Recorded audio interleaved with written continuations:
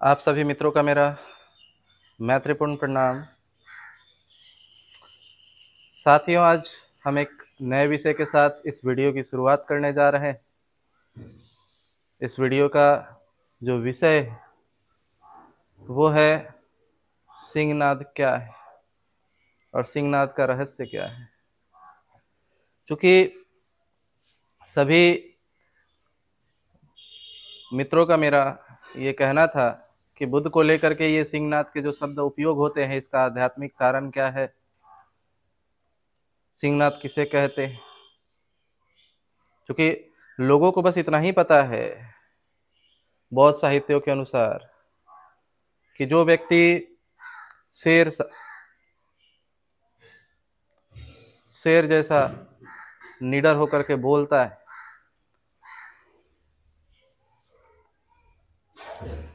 जिसके अंदर निडरता है बोलते समय, वो जो सत्य जैसा है उसे ही बोलता है। और ये जानकारी मेरे मायने में सिर्फ अधूरी, क्योंकि ये सिर्फ व्यक्ति की परिचय करवा रहा है कि व्यक्ति ऐसा है। और इस सिंहनाद में सिर्फ व्यक्ति का परिचय नहीं होना चाहिए, वो व्यक्ति वैसा क्या कर रहा है जिसके वजह से उसे ये शब्द दिए गए। क्योंकि कोई भी जो शब्द एक महापुरुष को दिया जाता है, बुद्ध पुरुष को दिया जाता है, उसके पीछे कोई ना कोई वजह होता है। कभी कभी हम देखते हैं किसी को कोई पुरस्कार मिलता है, किसी को कोई पुरस्कार मिलता है, वो पुरस्कार देने के पीछे का कारण, अब खेल पुरस्कार अब कोई झाड़ू मारने वाले को तो नहीं मिलता है। खेल पुरस्कार खेल के जगत के लोगों को ही मिलता है। और चूंकि खेल के जगत में इसीलिए मिलता है कि नहीं कि सिर्फ उसने खेला इस वजह से, क्योंकि खेल तो पूरे भारत में और पूरी दुनिया में रहे हैं लोग, खेला भी और सबसे अच्छा खेला। और खेलने में सिर्फ उसने ये ध्यान नहीं दिया कि मुझे खेल को जीतना, उसने स्पोर्ट्स की स्पिरिट को भी, एक जो भावनाएं हैं, एक जो रेस्पेक्ट है खेल का, उसके तहत खेला। बहुत लोग खेलते हैं और जीतते हैं, लेकिन चीटिंग करते हैं, गाली गलौज करते हैं, सेटिंग करते हैं। वैसे लोगों का कभी भी जीत कर के भी वो हारे हुए हैं। तो कोई भी जब पुरस्कार उसे मिला है और इतना बड़ा पुरस्कार मिला है, उसको इतनी बड़ी उपाधि मिली है, तो ऐसा ही नहीं मिल गई है। वो उपाधि उस समय के माहौल के अनुसार भी दिया जाता है। मैंने मान लिया कि बुद्ध ने सत्य कहा और सत्य को कहा और खुल करके कहा जो सत्य था, तो इससे सिंहनाद का क्या लेना देना है। तब तो हम उसे उन्हें एक प्रखर वक्ता, एक प्रखर समाज सेवी, एक प्रखर समाज सुधारक कह सकते हैं। लेकिन सिंहनाद शब्द का अगर उपयोग हो रहा है बुद्ध के लिए, बुद्ध पुरुषों के लिए, और ये सिर्फ सिंहनाद सिर्फ गौतम बुद्ध के लिए उपयोग होता है, ये भी भ्रम हटा दे। सिंहनाद बुद्ध पुरुष जो होते हैं वो सिंहनाद ही करते हैं। जिनका बुद्धत्व घटित हो रखा है, जो बुद्ध पुरुष है, जो सत्य को जाने हैं और सत्य को बोल रहे हैं, वो सिंहनाद ही कर रहे हैं। क्योंकि वो जब भी जिस सत्य को जिस समय वो बोल रहे होते हैं, उस समय की वर्तमान की स्थिति बहुत ज्यादा क्रिटिकल, संवेदनशील होती है। बहुत ज्यादा परिस्थिति, विपरीत परिस्थितियां होती हैं आसपास। क्योंकि डॉक्टर ज्यादा हॉस्पिटल और ज्यादा डॉक्टर उन्हीं जगहों पे रहता है जहां पे बीमार ज्यादा होता है। टीचरों की जनसंख्या और टीचरों की जरूरत सबसे ज्यादा उन जगहों पे होती है जहां पे अशिक्षा का माहौल होता है। फायर ब्रिगेड की गाड़ियां वहां ज्यादा लगी रहती है जहां पे आग लगने के खतरे ज्यादा होते हैं और आग लगे हुए होते हैं। उसी तरीके से बुद्ध पुरुष जब आते हैं और जब होते हैं वो उस समय काल से पहले के होते हैं।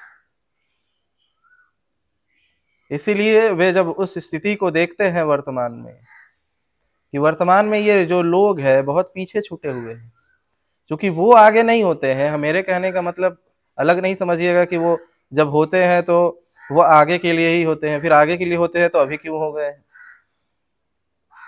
वो होते वर्तमान में ही हैं, लेकिन जब वो वर्तमान में होते हैं जो कोई भी बुद्ध पुरुष, उस समय का जो व्यक्तित्व, जो समाज है, जो लोग हैं, वो पास्ट में जी रहे होते हैं, वो बहुत पीछे जी रहे होते हैं। जैसे आज भी कहा जाता है कि इंडिया अमेरिका से 100-150 साल पीछे है। टेक्नोलॉजी के मामले में चाइना और जापान से तो 50-100 साल पीछे है। पीछे का कहने का मतलब क्या है कि आज जहां उसे होना चाहिए था वहां पे वो नहीं है। उसी प्रकार जब भी कोई भी व्यक्ति जब बुद्धत्व को प्राप्त होता है और समाज में सत्य बोलने जाता है, तो जो लोग उस समय स्थित होते हैं वे कोई ना कोई धारणाओं से बंधे पड़े होते हैं। कोई ना कोई ऐसी धारा जो उससे पहले की बुद्ध पुरुषों द्वारा बहाई गई थी, वो धारा कहीं ना कहीं जाकर के स्टॉप हो गई है, रुक गई है, या वो धारा जाकर के किसी ने उसे नदी की धारा को काट करके नाला की तरफ बहरा दिया है, और वो नाला में जाके गिर रही है, और नाला एक जगह पे जाकर एकत्रित हो जा रहा है, गंदगी। क्योंकि बुद्धों ने कहा है कि संस्कार विनाशी है। जो भी संस्कार हम देके जाएंगे वो एक समय के बाद वो समाप्त हो जाएगा, क्योंकि जीवन परिवर्तनशील है, ये प्रकृति परिवर्तनशील है। जो भी ऊंचाई पे गया है वो नीचे आएगा। गौतम बुद्ध ने जो कार्य किया और उसके वजह से वो टॉप पे गए, सम्राट अशोक के काल में एकदम टॉप पे गए, और उसके बाद नीचे गिरते गिरते गिरते गिरते ऐसा समय आया कि भारत से बुद्ध का धर्म पूरी तरीके से समाप्त हो गया। अब लोग कहते हैं कि इसका कारण वो, उसका कारण वो। भाई आप कारण मत खोजो, स्वयं गौतम बुद्ध ने इसके कारण बताए हैं कि ये जीवन परिवर्तनशील है। ये धम्म चक्र परिवर्तन जो दिया, उन्होंने चिन्ह दिया, जो चक्के पहिया, रथ का पहिया, जो ऊपर जाएगा वो नीचे भी गिरेगा। कोई भी चीज परमानेंट नहीं है, स्थित नहीं है, परिवर्तनशील है, प्रत्येक क्षण परिवर्तनशील है। और कुछ चीजों को ही उन्होंने शाश्वत कहा, जैसे कुछ चीजें हैं जो शाश्वत है। मतलब ध्यान करके ही, कल भी ध्यान के माध्यम से ही बुद्धत्व को पाया जा सकता था, और आज भी अगर कोई व्यक्ति बुद्धत्व को पाना चाहता है तो ध्यान के माध्यम से ही पाएगा।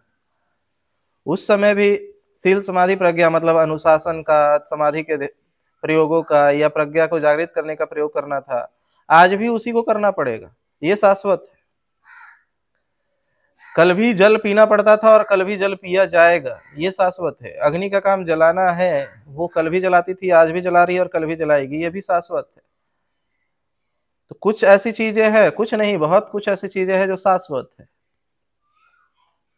जैसे लोगों का स्वभाव, बुद्ध के समय में भी, जब गौतम बुद्ध के समय में भी जब वो बुद्धत्व को उपलब्ध हुए, और आप उपयोग कर रहे हो कि सिंहनाद उन्होंने किया, निडर होकर के कहे, तो डर किससे था? बात आता है कि अगर उन्हें कहा जा रहा है कि ये डरे नहीं, निडर होके कहे जो कहना था। सिंहनाद का मतलब ही होता है शेर जैसा दहाड़ना, अपनी बातों को रखना। तो जाहिर सी बात है शेर जैसा दहाड़ने वाले और लोग वहां पे नहीं थे, वो अकेला व्यक्ति था। तो ऐसा क्या दहाड़ता था जिसकी वजह से उन्हें कहा जा रहा है कि शेर जैसा दहाड़ता है?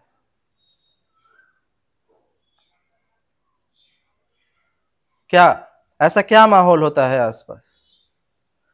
अगर राम को अगर पुरुषोत्तम कहा जा रहा है, उपाधि दी जा रही है कि पुरुषों में भी उत्तम पुरुष है, तो जाहिर सी बात है दूसरे तरफ कि आसपास के लोग उत्तम नहीं है, उत्तम पुरुष नहीं है। और उन्हें बताने के लिए कि उत्तम पुरुष कैसा होता है, वो श्री राम को दिखाया जाता है, पुरुषों में भी उत्तम। इसीलिए तो दिखाया जाता है ना कि पुरुषों में भी उत्तम है ऐसा पुरुषोत्तम राम। तो अगर सिंहनाद की बातें आ रही है कि ये देखो सिंहनाद कर रहा है, शेर जैसा दहाड़ रहा है, तो जाहिर सी बात है कि जो बातें वो बोल रहे थे वो बात दूसरे कोई बोलने की हिम्मत नहीं रखता। सत्य जैसा था वैसा बोलने की हिम्मत नहीं रखता था कोई भी, या जानता ही नहीं था, या उस समय ऐसे माहौल थे कि उस समय अगर बोल लो तो जान को भी हानि होती, विरोधक पैदा होते, उन पे हमला भी होता, और हुआ भी। पागल हाथी छोड़े गए बुद्ध के पीछे, उन पे पत्थर मारे गए, उनके मुंह पे थूका गया, गाली दिया गया, चरित्र हनन करने की कोशिश की गई, किया तो गया। लेकिन बात यह आता है कि उनपे वो पत्थर मारने वाले लोग कौन थे, वे गाली देने वाले लोग कौन थे, और क्यों दे रहे थे गाली, क्यों मारा उन्होंने पत्थर, क्यों जीसस को सूली पे चढ़ाया गया, क्या उन्होंने गलत बात कह दिया था, क्यों मोहम्मद पे तलवारें उठाई गई उनके विरोध में, क्यों उनको पत्थरों से मार के लहू लुहान कर दिया गया था।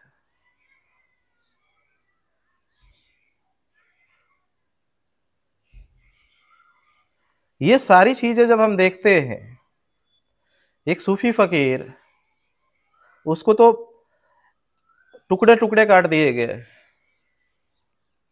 मंसूर को, उसने कौन सी गलत बातें कह दी थी जिसके कारण उसे टुकड़े टुकड़े काटे गए। महावीर के कान में कीले ठोकी गई, कौन से गलत बात बोल दिए थे। अगर गलत बात बोले होते महावीर ने तो आज फिर उनकी पूजा क्यों हो रही है। अगर बुद्ध ने अगर गलत बात कहे होते तो पूरी दुनिया में उनको जाना क्यों जाता है। अगर मोहम्मद अगर कोई गलत बात कह रहे थे कि मैं लड़कियों को दफनाओ नहीं, जो मजदूर है उनको पसीने सूखने से पहले मजदूरी दे दो, ये कौन सी गलत बात थी।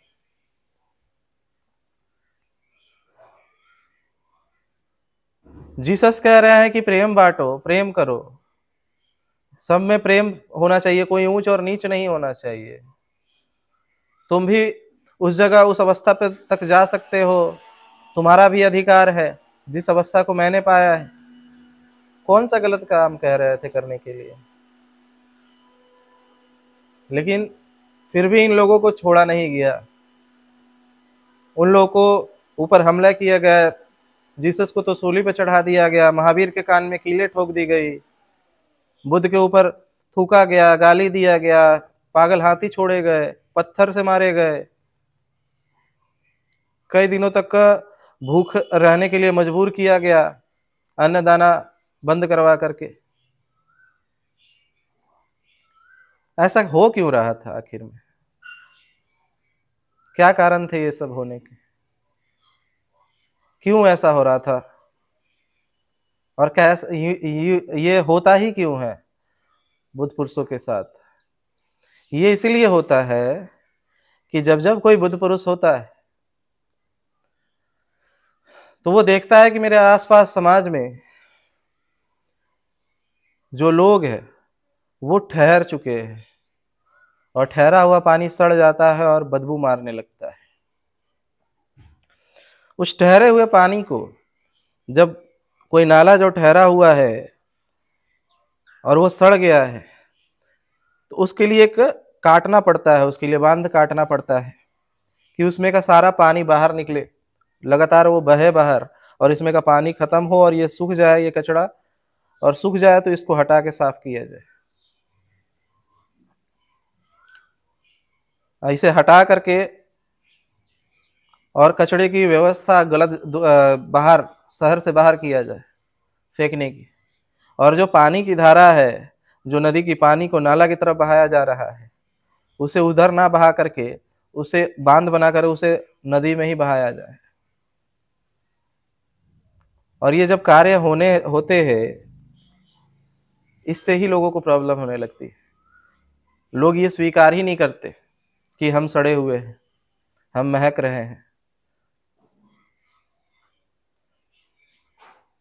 लोग वो जैसे कीचड़ में सोया हुआ सुअर स्वीकार नहीं करता कि हम गलत जगह पे हैं।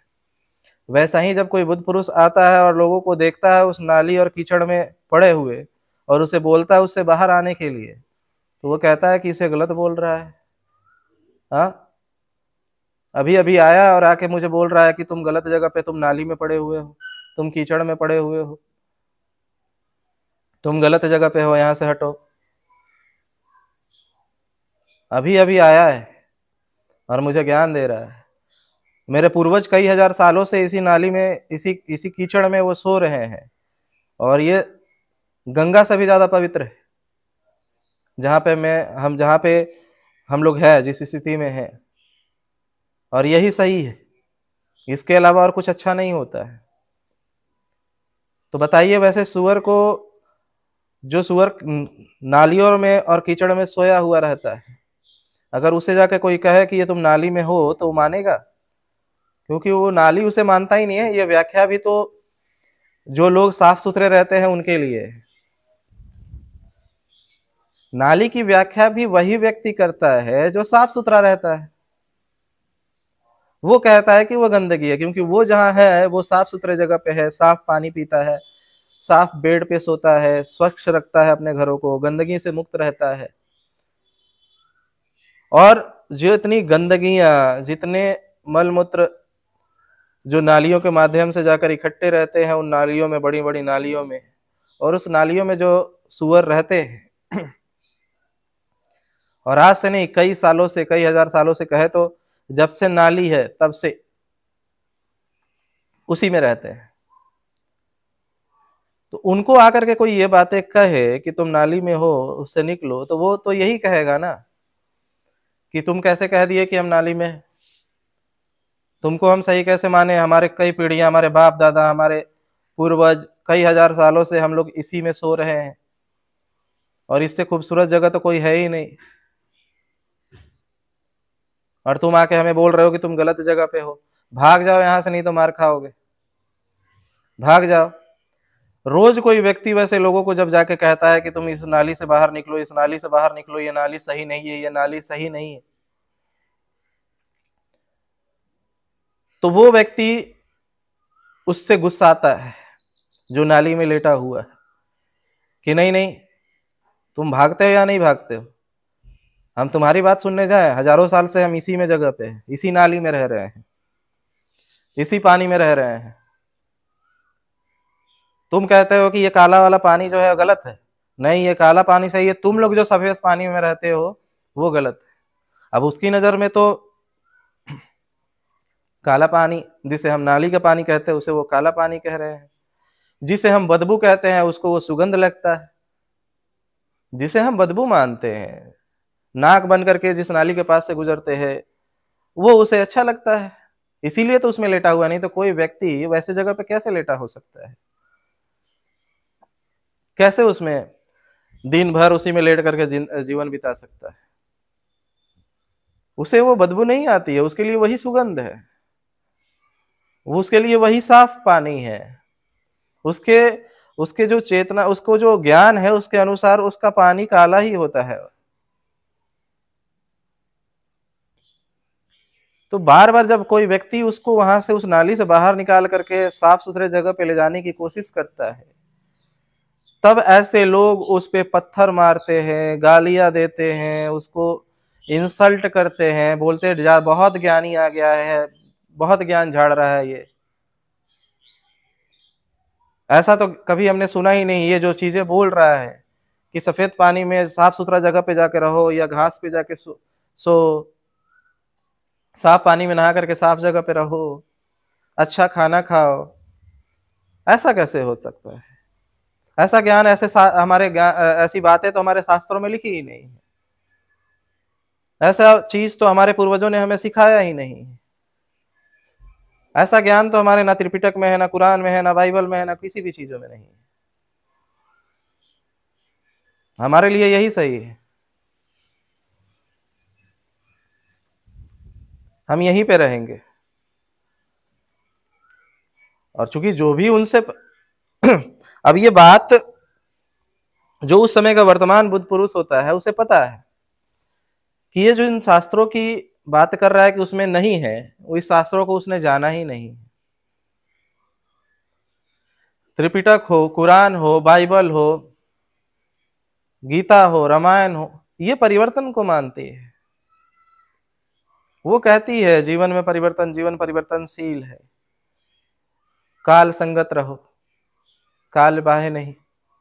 लेकिन जब लोग लकीर के फकीर हो जाते हैं, उन्हें बताया जाता है कि उधर दिल्ली का रास्ता है, तो दिल्ली का रास्ता उधर है, देखना एक बोर्ड मिलेगा जहां से लिखा होगा दिल्ली का रास्ता किधर। वे जाते हैं, चाहते हैं, देखते हैं कि दिल्ली का बोर्ड है। हाँ, बोला गया था कि दिल्ली लिखा जहां मिलेगा वहां पे दिल्ली पहुंच जाओगे। और कहा गया था उसे क्या, कि दिल्ली जाने का रास्ता है उधर, जाना रास्ते में पता चल जाएगा कि दिल्ली किधर से होके जाना है, लिखा हुआ मिल जाएगा कि दिल्ली किधर जाना है। और लोग रोड पे चलना शुरू करते हैं और देखते हैं एक जगह बोर्ड पे दिल्ली लिखा हुआ है, और फिर वो उसी ही दिल्ली मान करके उसी बोर्ड को पकड़े रह जाते हैं कि नहीं नहीं हम तो दिल्ली पहुंच गए, बोर्ड पे लिखा हुआ तो है कि दिल्ली। लेकिन वो ये नहीं देखते हैं कि दिल्ली जाने के लिए उस पर यह भी लिखा हुआ कि इतना किलोमीटर दूर है, यहाँ से बाएं कटना है या दाएं कटना है। नहीं, वो उसको जानना ही नहीं चाहते। उनके दिमाग में बस इतना है, क्योंकि लकीर के फकीर, कि देखना दिल्ली लिखा होगा, वो दिल्ली पहुंच जाओगे। उन्होंने उतना ही पढ़ा, उतना ही जाना, और दिल्ली बोर्ड पे देख लिया कि हाँ दिल्ली लिखा हुआ है, रुक गया वहीं पे। अब वो दिल्ली कभी पहुंचे नहीं है और वो वहीं रुक गए हैं। अब रुक करके उसी बोर्ड के पास ही बाथरूम कर रहे हैं, खा रहे, पी रहे, सारा गंदगी उसी पे कर रहे हैं और वहीं ठहर गए। अब कोई आ करके, अब उनकी कई पीढ़ियां उस बोर्ड के बगल में ही जिंदगी बिता रही है, कई पीढ़ियां, 1000 साल से। और जब कोई व्यक्ति, जागा हुआ व्यक्ति, जो दिल्ली पहुंचा हुआ व्यक्ति आता है और उनसे कहता है कि यहाँ पे क्यों बैठे हो, तो वो कहते हैं हम दिल्ली में बैठे हुए हैं, हमारे शास्त्रों ने बोला था कि दिल्ली में चले जाने के लिए। तो वो बोलते हैं नहीं, ये दिल्ली नहीं है, ये दिल्ली का बोर्ड लगा हुआ है, ये दिल्ली नहीं है, यहाँ से दिल्ली दिखाया गया है कि यहाँ से दिल्ली इतने किलोमीटर दूर है, उसकी यात्रा आपको करनी होगी। तो वो कहता है नहीं, मेरे शास्त्र में यही लिखा हुआ है कि दिल्ली जहां लिखा मिलेगा वहीं रुकना है, वही अंतिम मार्ग है, वही मोक्ष है, वही मुक्ति है, वही व्यवस्था है। तुम्हारी बातें हम कैसे मान ले? कई पीढ़ियां हमारी यहाँ पे गुजर गई, 1000 साल से हम लोग यहीं पे हैं। क्या हमारे लोग बेवकूफ थे? क्या तुम कहना क्या चाहते हो कि त्रिपिटक गलत कह रहा है, कुरान गलत कह रहा है, या बाइबल गलत कह रहा है, या गुरु ग्रंथ साहिब गलत कह रहा है? क्या कहना चाहते हो? हम दिल्ली पहुंच चुके हैं, हम दिल्ली में ही हैं, तुम गलत हो, तुम पागल हो। और तुम जैसे पागल की कौन सुनने जाए? हम देखे, इतने हजारों लोग देख नहीं रहे हो, इतने हजारों लाखों लोग, करोड़ों लोग यहाँ पे घर बना के रह रहे हैं, और तुम कह रहे हो कि दिल्ली यहाँ पे नहीं है, दिल्ली कहीं और है। और जब वो व्यक्ति समझाने की कोशिश करता है कि नहीं ये दिल्ली नहीं है, मेरी बातों को मानो, ये दिल्ली नहीं है, तुमने गलत चीज को दिल्ली मान रखा है, तो लोग उसे बोलते हैं ये पागल, कौन पागल है यहाँ पे आ गया, इसको मार के भगाओ यहाँ से। जब वो बार बार जिद करता है कि तो सही में मैं बोल रहा हूँ कि मैं दिल्ली से जा चुका हूँ, दिल्ली कहीं और है, तो वे कहते हैं ये तो पक्का पागल है। उसे डंडा उठा के मारते हैं, उसे वो पत्थर उठा के मारते हैं, उसे गालियां देते हैं, गंदी गंदी गालियां देते हैं, उसे धक्का मार के फेंक देते हैं। और वही हाल आज के समाज के लोगों के हो रखे। आज का नहीं, जब भी कोई बुद्ध पुरुष होता है, उस समय का समाज पिछले हुए बुद्धों की बातों में आकर के वो कहते हैं, लेकिन जब तक वो जीवित होते हैं, जब तक जीवित बुद्ध पुरुष होता है तब तक लोग भटकते नहीं है, तब तक वो लोग नहीं भटकते। उनके जाने के बाद लोग भटक जाते हैं, क्योंकि उनके जाने के बाद वो बुद्ध तो नहीं जिंदा रहे जो मार्गदर्शन करेंगे, मोहम्मद तो नहीं रहे जो मार्गदर्शन करेंगे, जीसस तो नहीं रहे कि वो मार्गदर्शन करेंगे। तो मार्गदर्शन करने वाले जब लोग और वो रास्ता बताने वाले लोग खो जाते हैं, जो पहुंचे हैं, जिन्होंने जाना है, जिन्होंने उस रास्ते पे चले हैं, जब वे खो जाते हैं, तो लोग बोर्ड को पकड़ लेते हैं। अब दिल्ली कहीं और है, रास्ते में बोर्ड कहीं और है, उसे लोग पकड़ के बैठ जाते हैं, नहीं यही दिल्ली है, और यहीं जाने के लिए बातें कही थी बुद्ध ने, महावीर ने, मोहम्मद ने, जीसस ने, और वहीं बैठ करके वहीं अपनी जिंदगी बिताने लग जाते हैं। तब कोई व्यक्ति हिम्मत करके, और हिम्मत ढेर सारे लोग करते हैं, और बुद्धों के लिए ये शब्द क्यों उपयोग हुए हैं, अरहंतों के लिए क्यों नहीं हुए हैं? अरहंत भी उन्हीं बातों को जानता है, उस सत्य को वो भी जानता है जो अरहंत हुआ है, और उन्हीं बात को बुद्ध भी जानता है जो उस सत्य को। दोनों में कोई जानने में कोई भेद नहीं है कि इस अरहंत ने दूसरा ज्ञान प्राप्त किया है और बुद्ध ने कोई अलग ज्ञान प्राप्त किया है। बहुत साहित्यों के अनुसार से बुद्ध और अरहंत में यही अंतर है कि अरहंत जानने सत्य को तो जानता है लेकिन उसकी व्याख्या नहीं कर पाता। सत्य तो जानता है लेकिन वो व्याख्या करना नहीं चाहता, पागलों से भिड़ना नहीं चाहता, उन पागलों की भीड़ से जो जाकर के दिल्ली लिखे हुए बोर्ड पे जाके अटक गई है हजारों सालों से। और वो जानता है कि अगर हम जाएंगे समझाने के लिए तो ये पागल समझने वाले नहीं है, और जो ज्यादा समझाएगा उसको पत्थर मारेंगे। मैं क्यों जाऊं इनके पल्ले में पड़ने के लिए, मैं जाता हूं अपना दिल्ली, दिल्ली पहुंच ही गया हूं, जान ही गया हूं, लोगों को बताने की क्या जरूरत है। वे लोग अरहंत है। बुद्ध पुरुष को भी ये पता है कि मैं जाऊंगा तो ये लोग मुझे गालियां देंगे, मेरा विरोध करेंगे, मुझे पागल कहेंगे, सब कुछ कहेंगे। हो सकता है मुझे पत्थर से मारे, मुझे गालियां दे, धक्का मारे, लेकिन फिर भी मैं इन्हें बोलूंगा, जोर दे के बोलूंगा कि नहीं तुम नाली में ठहरे हुए हैं, नहीं तुम गलत दिल्ली पे ठहरे हुए, तुम दिल्ली को, तुम गलत, ये दिल्ली नहीं है, तुम ये दिल्ली नहीं है, तुम बहते हुए धारा में नहीं हो, तुम नाली में बैठे हुए हो। क्योंकि तुम इस जगह से इतने ज्यादा इसी में रहते रहते ढल गए हो, अपने आप को ढाल लिए हो कि तुम्हारे ये नाली भी तुम्हें सड़ा हुआ महसूस नहीं हो रहा है, इसकी बदबू भी तुम्हें महसूस नहीं हो रही है। तुम्हारा स्किन इसको इतना ज्यादा हैबिचुएट हो गया है, ढल गया है इसके साथ में, कि तुम्हें पता नहीं चल रहा कि यह गलत नाली में लौट रहे हो, या गलत तुम दिल्ली नहीं पहुंचे हो, दिल्ली का बोर्ड देखकर वहां रुक गए हो। तब अरहंत उस काम को करने नहीं जाते, और इस बात को जानते हुए जो बुद्ध पुरुष व्यक्ति होता है वो भी अरहंत ही होता है, लेकिन जब वो कार्य करने लगता है तो वो बुद्ध हो जाता है, व्याख्या करने लगता है तो वो बुद्ध हो जाता है। वो डरता नहीं है, निडर होकर के, निडर तो अरहंत भी होते हैं लेकिन उन्हें जरूरत नहीं होती है कि ये कार्य करने जाए। तो वो ऐसा व्यक्ति जाता है और जाकर के बार बार उस समाज को, उस समुदाय को, उन लोगों को कहता है कि तुम गलत जगह पे ठहरे हुए हो। और ये बात बोलने की वजह से उनको गालियां दी मिलती है, विरोध मिलता है, लोग कहते हैं तू पागल हो गया है, हजारों साल से हमारे लोग यहीं पे ठहरते हैं। शास्त्रों में भी लिखा हुआ है कि दिल्ली यहाँ पे, दिल्ली जहाँ लिखने मिले दिखे वही पहुंच, समझ जाना कि वो दिल्ली। अब तो यहाँ ढेर सारे बोर्ड दिल्ली के मिल जाते हैं, हर रोड पे दिल्ली के रोड के, यहाँ ये दिल्ली जाने वाला है, और लोग अगर उसी को पकड़ ले तो वे शास्त्रों को पकड़ लेते हैं, मतलब लकीर के फकीर हो जाते हैं। वो कहने का मतलब शास्त्रों का कुछ और है, त्रिपिटक कुछ और कहती है, बाइबल कुछ और कहती है, कुरान कुछ और कहती है, और लोग समझते कुछ और है, मानते कुछ और है, पालन कुछ और करते हैं।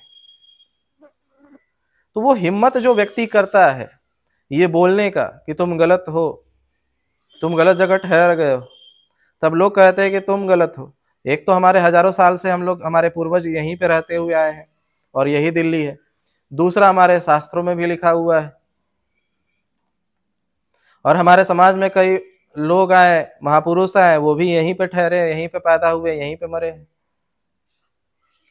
बहुत सामाजिक और आंदोलन, राजनीतिक आंदोलन इसी जगह पे हुआ है, और इसमें से सामाजिक और राजनीतिक महापुरुष पैदा हुए, और तुम आए और कहते हो कि गलत है।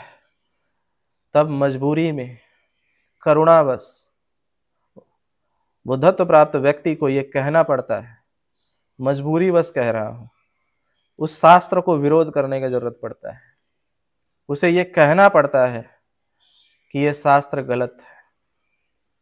इसलिए नहीं कि वो अपने से पहले के बुद्धों का विरोध कर रहा है, करुणावश, मजबूरी बस कहना पड़ता है, क्योंकि लोग ठहर गए हैं, लोग सड़ गए हैं, लोग गंदगियों में पड़े हुए हैं, लोग जूठन में पड़े हुए हैं।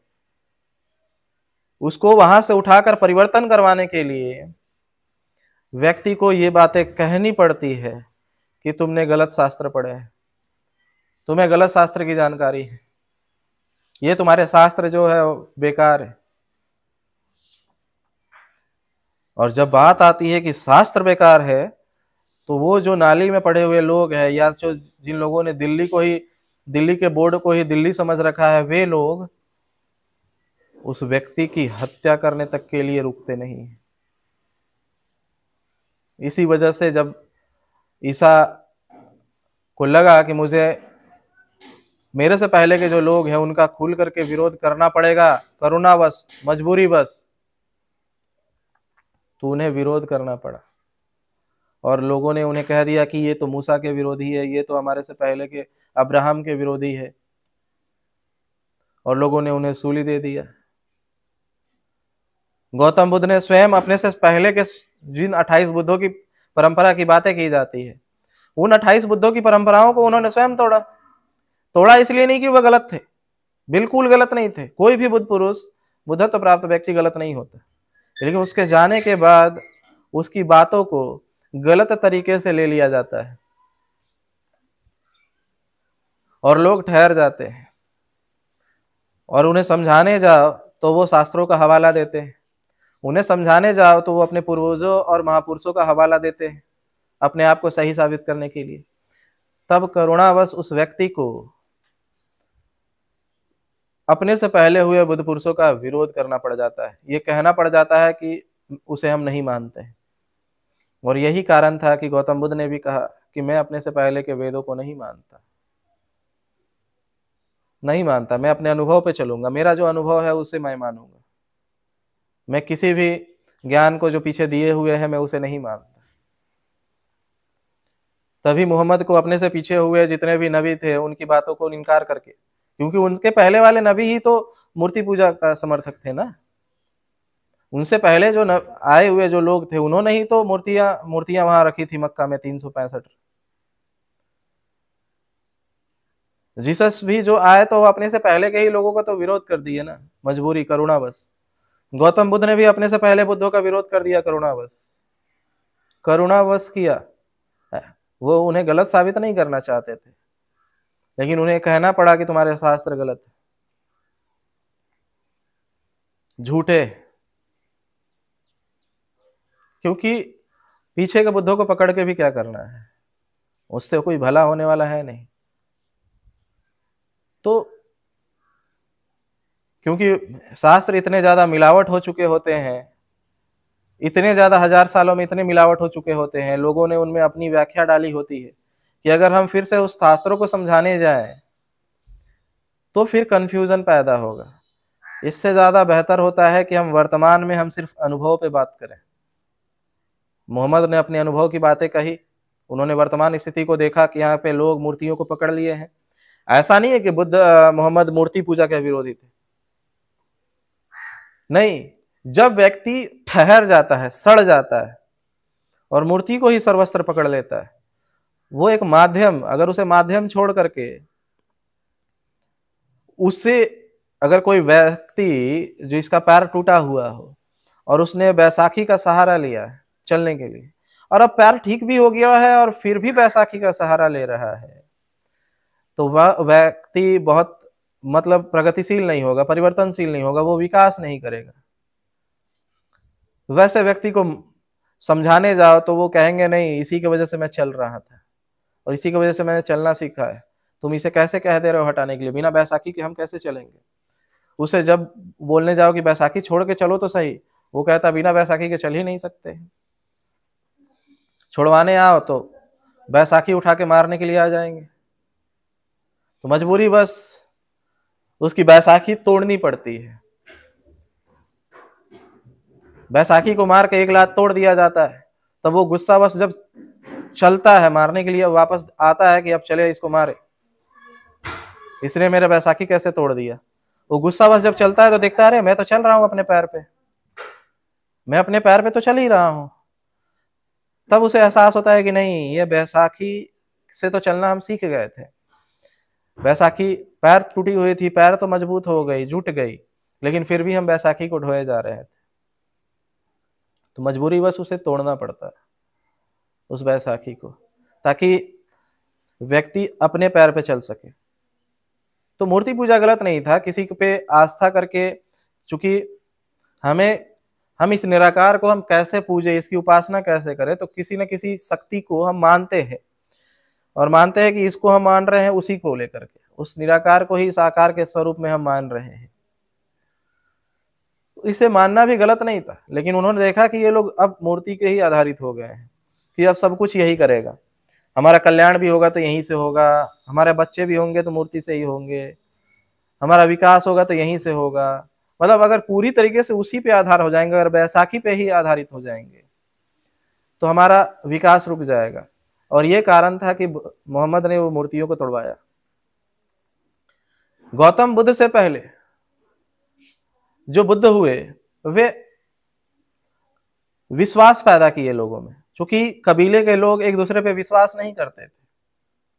कबीला में कोई विश्वास नहीं होता है, कोई किसी पे विश्वास नहीं करता था, जो किसी को देख लिया मारपीट करना शुरू।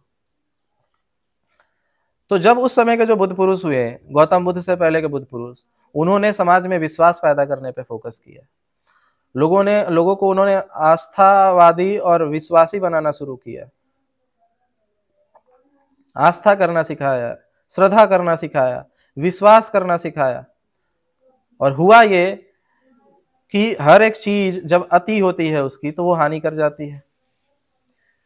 तो एक लंबे समय के बाद, हजारों वर्षों के बाद, लोग अति विश्वास करना शुरू कर दिए, अति श्रद्धा करना शुरू कर दिए, अति आस्था करना शुरू कर दिए, जिसके वजह से उनका फायदा उठाया जाने लगा, उनको गलत दिशाओं में भ्रमित किया जाने लगा, कुछ दिमाग वाले चालाक लोगों के द्वारा।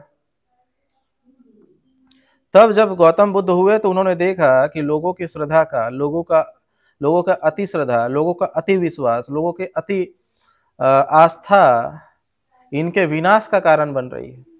एक खास बात, जो दवाई आपका बीमारी को ठीक कर सकती है, वही दवाई अगर आप अति मात्रा, क्वांटिटी में अधिक ले ले, तो आपकी जान ले सकती है। वो दवाई ही जहर बन सकता है, वो दवाई ही जहर बन सकती है अगर आपने उसे अति ले लिया तो बुद्ध ने देखा कि यहाँ समाज में अति विश्वास, अति आस्था, अति श्रद्धा समाज के लिए हानि बन चुकी है। तो उन्होंने अविश्वास पैदा किया, उन्होंने आस्तिकता की जगह पे नास्तिकता का प्रचार करना शुरू कर दिया। क्यों?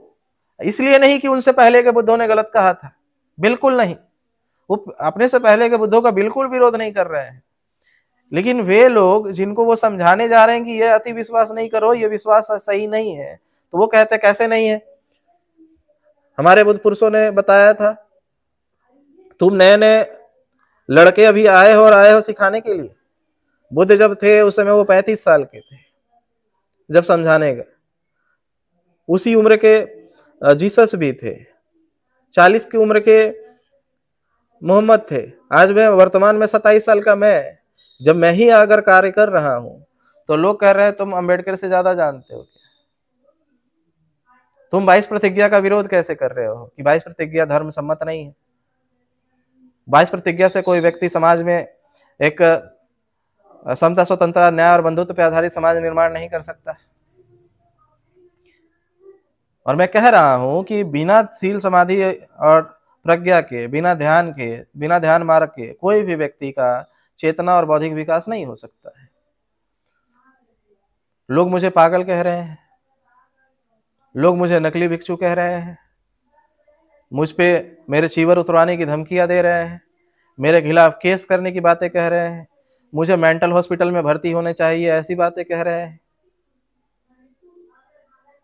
तो मुझे कोई परवाह नहीं है कि आप क्या करते हो, क्या करोगे। आप लोगों ने जब गौतम बुद्ध को पत्थरों से मारा, मुंह पे थूका, गालियां दी, जीसस को सूली पे चढ़ाया, मोहम्मद को पत्थर से लहूलुहान कर दिया, तो आप जैसे लोगों से हम कोई उम्मीद भी नहीं करते हैं कि आप हमें फूल की माला पहनाओगे।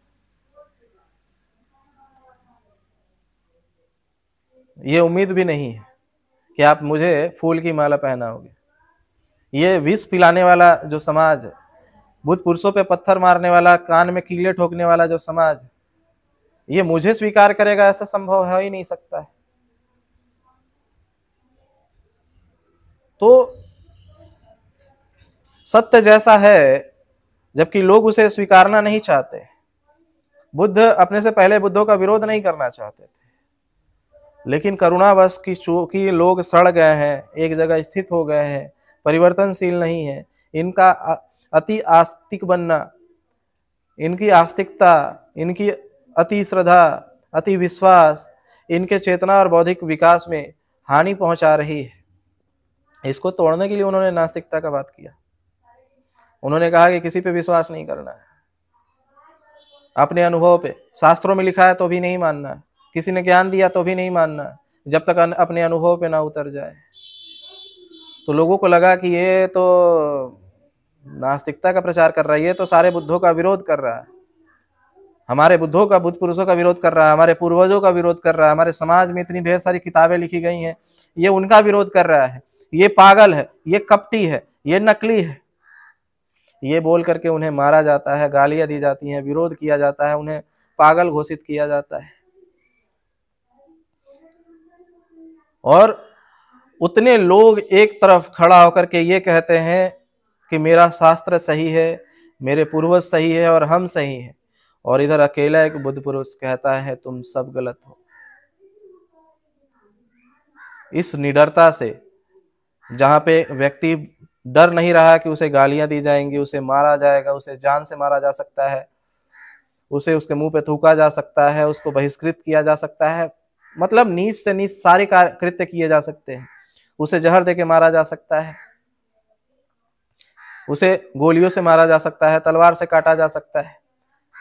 ये जानते हुए भी जब कोई व्यक्ति बोलता है सत्य को, तब उसकी वाणी को कहा जाता है कि ये सिंहनाद कर रहा है, शेर सा दहाड़ रहा है, निडरता से वो बोल रहा है, जो सत्य जैसा है वैसा का वैसा बोल रहा है, सिंहनाद कर रहा है। तो ये सिर्फ गौतम बुद्ध ने नहीं किया, प्रत्येक बुद्ध पुरुष, जो गौतम बुद्ध ने, उससे पहले के भी बुद्ध पुरुषों ने, उनके बाद के भी बुद्ध पुरुषों ने, आज मैं भी सिंहनाद कर रहा हूं। मैं जो कर रहा हूं इसे भी सिंहनाद कहते हैं। सत्य जैसा है मैं वैसा बोलूंगा, चाहे आपको अच्छा लगे तो, बुरा लगे तो, मैं सत्य को बोलूंगा। और मुझे लगे कि जो चीजें आपको ठहरी हुई बना दी हैं, जो आपको संकुचित, जो आपको ईर्ष्यालु, आपको अहंकारी, आपको किसी से तुलना करने को उकसा रही है, आपको क्रोध ला रही है, वे सारी चीजों को हटाने की प्रयास करूंगा।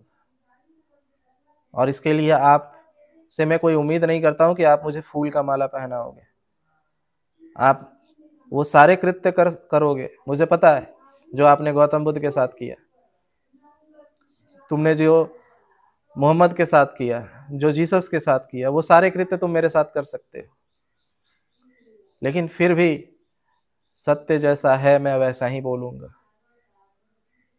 और इसी अवस्था को, इसी कार्य को सिंहनाद कहा जाता है। किसी की चापलूसी करना और किसी के फायदे, अपने फायदे के लिए बोलना, उसे सिंहनाद नहीं कहते। सत्य जैसा है उसे वैसा ही बोलना ही सिंहनाद है। अगर बुद्ध किसी के पक्ष में बोलते, किसी की चापलूसी करते, तो सिंहनाद नहीं कहलाता। सिंहनाद वही होता है कि जिसको बोलने के लिए भी लोग डरते हैं, जिस सत्य को करने के लिए भी लोग डरते हैं कि उसकी जान मान की हानि होगी, उसका विरोध होगा, उसके सम्मान को चोट पहुंचाया जा सकता है, हो सकता है उसकी हत्या भी हो जाए, इसके बावजूद भी वो सत्य को बोलता है, उसे ही सिंहनाद कहते हैं।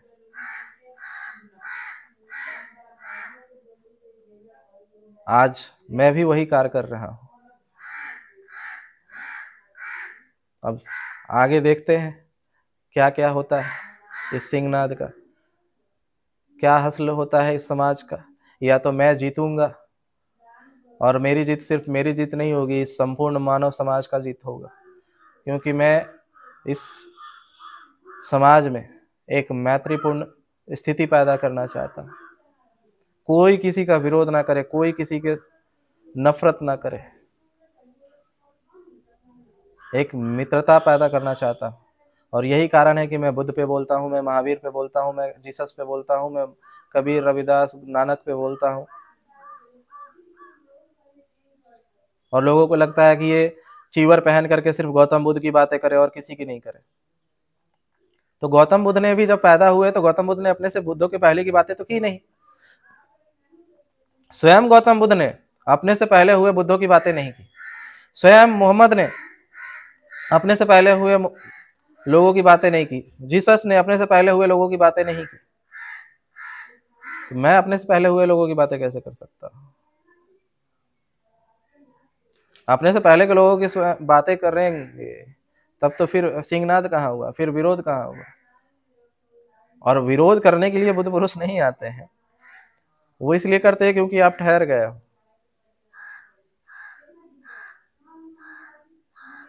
लोगों की एक दूसरे से समरसता खत्म हो चुकी है, बंधुत्व खत्म हो चुकी है। मोहम्मद को मानने वाले बुद्ध का विरोध कर रहे हैं, बुद्ध को मानने वाले मोहम्मद का विरोध कर रहे हैं। हर एक लोग अपने आप को सर्वश्रेष्ठ और दूसरों को हानि पहुंचाने का कार्य कर रहे हैं, नहीं समझाने की। और एक दूसरे से उनकी मित्रता नहीं है, मैत्रीपूर्ण व्यवहार, प्रेमपूर्ण व्यवहार समाप्त हो चुके हैं। इसको लेकर के कार्य होगा। लोगों के जीवन से ध्यान समाप्त हो चुका है और इसके लिए मैं पूर्ण भारत में, संपूर्ण भारत ही नहीं, पहले तो भारत, और अगर मौका मिले तो पूरी दुनिया में धर्म को, वो धर्म जो प्रकृति का नियम है, किसी गौतम बुद्ध का नहीं, ना मोहम्मद का, किसी एक का नहीं, जो धर्म प्रकृति का है उस धर्म का प्रचार करूंगा और लोगों के जीवन में ध्यान को ला करके एक मित्रतापूर्ण समाज तैयार करने का जो मेरा उद्देश्य और जो मेरा सपना है, इसके ऊपर ही कार्य करूंगा। और इसी का दिशा और निर्देश मुझे है। जो चीज़ें मैंने देखी इस समाज में, जो कमियां हैं, उसे पूर्ण करने की पूरी कोशिश करूंगा। आप लोगों ने मेरी बातों को ध्यान से सुना, इसके लिए मैं आपका बहुत बहुत अनुग्रहित हूँ। धन्यवाद।